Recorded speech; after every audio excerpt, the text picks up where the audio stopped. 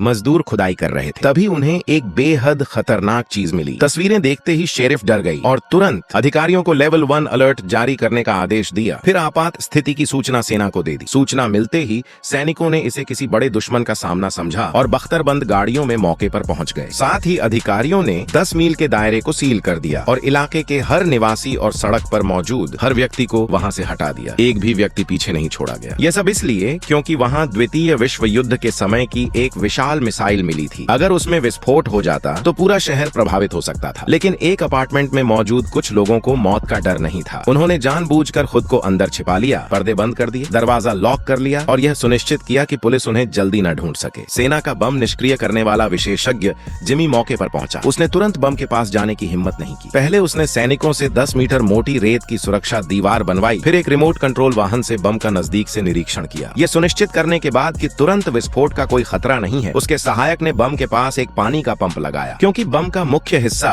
पानी के अंदर था, इसलिए उसके आसपास का पानी निकालना जरूरी था ताकि निष्क्रिय करने का काम आगे बढ़ सके। उसी समय निर्माण कार्य का फोरमैन दौड़ता हुआ आया और बताया कि उस जगह के नीचे 400 किलोवोल्ट की मुख्य बिजली लाइन है। अगर उसे नुकसान पहुंचा तो शहर को भारी नुकसान होगा, इसलिए बम को निष्क्रिय करने से पहले बिजली बंद करनी होगी। शहर की अर्थव्यवस्था को ध्यान में रखते हुए पुलिस नेतृत्व ने बिना हिचकिचाए मंजूरी दे दी। जैसे ही पूरे शहर की बिजली बंद हुई, अपार्टमेंट में मौजूद लोग हरकत में आ गए। वे अच्छी तरह प्रशिक्षित थे और उनका लक्ष्य बिल्कुल स्पष्ट था। वे सीधे 18वीं मंजिल से बेसमेंट तक पहुंचे, फिर पहले से छिपाए गए औजार निकाले और चोरी शुरू कर दी। सुरक्षा के लिए उन्होंने पहली मंजिल पर बैंक लॉबी के बाहर कई कैमरे भी लगाए थे ताकि बाहर की स्थिति पर हर समय नजर रखी जा सके। सब कुछ तैयार होने के बाद चोर कार्ल ने कूड़ेदान में छिपा जनरेटर निकाला और तारों को वेंटिलेशन डक्ट के जरिए बेसमेंट में मौजूद अपने साथियों तक पहुंचाया। बिजली मिलते ही उन्होंने एंगल ग्राइंडर से दीवार काटनी शुरू कर दी। अब देखने पर ऐसा लग रहा था कि जमीन के ऊपर मिली मिसाइल भी शायद उन्हीं की योजना का हिस्सा थी। और सचमुच जैसे ही सहायक ने पानी निकालना पूरा किया, एक समस्या सामने आई। बम का एक हिस्सा असामान्य रूप से चमक रहा था। यह चीज लगभग 100 साल पुरानी थी। इसे पूरी तरह जंग से ढका होना चाहिए था, लेकिन यह बिल्कुल नई जैसी दिख रही थी। जिमी ने सोचा कि खुदाई के दौरान एक्सकेवेटर से गलती से जंग हट गई होगी, इसलिए निष्क्रिय करने का काम जारी रखना पड़ा। जिमी ने सावधानी से बम की सतह से मिट्टी हटाई और ट्रिगर फ्यूज ढूंढ लिया। उसकी योजना थी कि पहले फ्यूज में ड्रिल किया जाए, फिर अंदर एक घोल डाला जाए ताकि उसके यांत्रिक हिस्से जाम हो जाएं। इसी दौरान चोर भी पहली ईंट की दीवार तोड़ने में सफल हो गए और फिर कई 100 पाउंड वजन वाला एक विशाल ड्रिल बिट बाहर निकाला। उसी से अंतिम 1 मीटर मोटी स्टील की दीवार को भेदा जा सकता था, लेकिन वह ड्रिल बहुत अधिक बिजली खपत कर रही थी और तुरंत जनरेटर की सीमा तक पहुंच गई। वोल्टेज में आई अचानक बढ़ोतरी ने पुलिस का ध्यान भी खींच लिया।